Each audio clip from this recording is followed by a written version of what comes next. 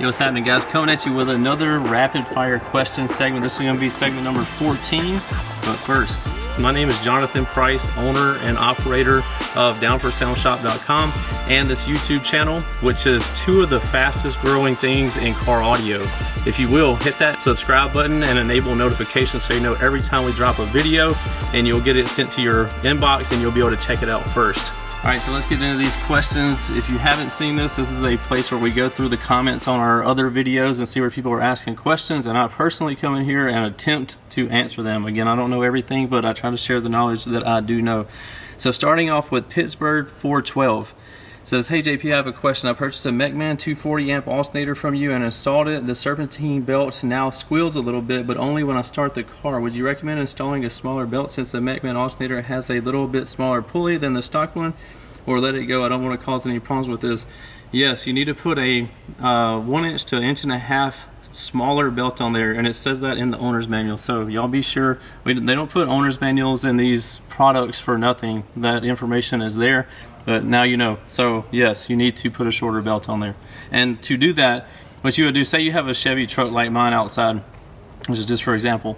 So I would call the auto parts store and say, hey, I have a 2007 Chevy 1500 with a 5.3. What's the factory size belt on there? They say, again, I'm using a random number, 100 inches. You say, okay, can I get a 99 inch and a 98.5 inch belt? So get both of them, see which one fits better, and go with the one that fits good and still gives you a little bit of play in your tensioner. So that's the answer to that.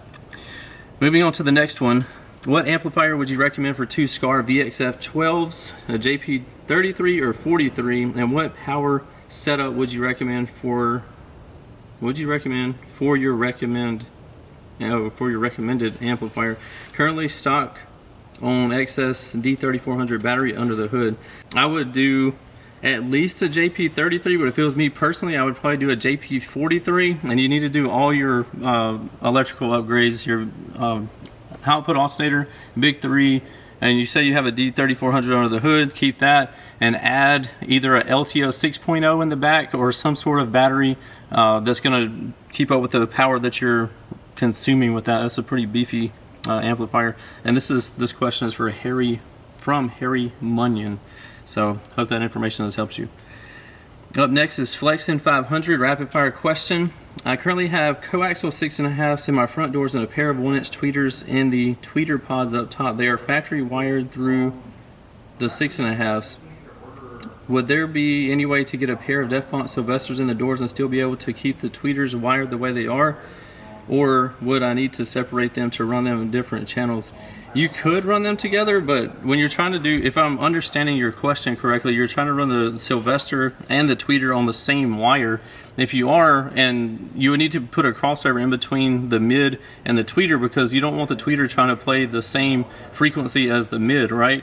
So that's what, if I'm understanding your question correctly, that's what you should do. Or you should separate it and run a wire on one channel for your tweeter and run a second one for your mid.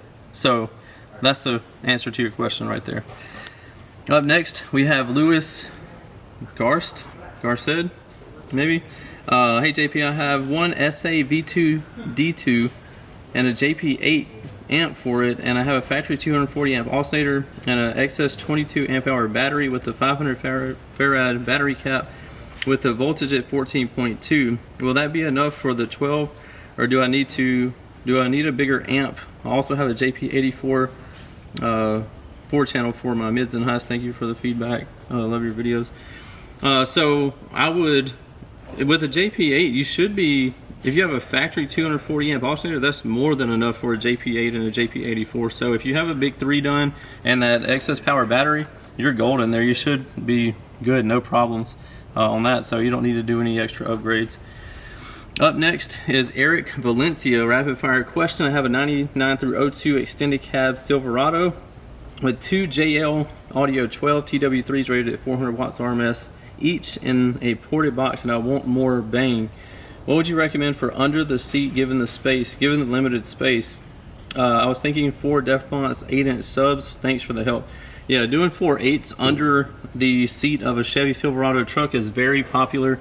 Another thing is what I did in my truck a while back was doing the 6.5s under there. Very popular setup. We got a ton of recognition and viral videos of that 6.5 setup as well. So, but I would say the 4/8" box under the back seat doing 4/8 is probably the most common and the most output. It depends on what 8" subs you're talking about. With DefBonds, they offer a few different ones, but say they're 500 watts RMS, and that would give you 2,000 watts RMS if you put 4 of them together. So I would run something like a JP23 on that, and you should be good, depending on how hard you want to push them. But the JP23 would get them moving quite nicely. If you did the bigger ones, they're rated at 1,000 watts RMS, so I would do a JP33 or JP43 if you did the 1,000 watt RMS Apocalypse 8s from down for from DefBonds. So that's the last question that I have here. I appreciate you guys' support. Thank you for checking out another frequently asked question video. Again, if you have any questions, be sure to ask them in the comments below, and if I see them, I'll try to answer them for you.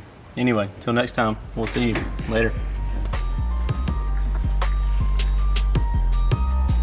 What's happening, guys? If y'all enjoyed all the hot content that you saw in that video, be sure to follow me on YouTube, Facebook, TikTok, Instagram under the Life of Price, and also Down for Sound Shop on Facebook and Instagram. And don't forget Snapchat. I'm JPD4S on there, so be sure to check me out there. We'll see you in the next one.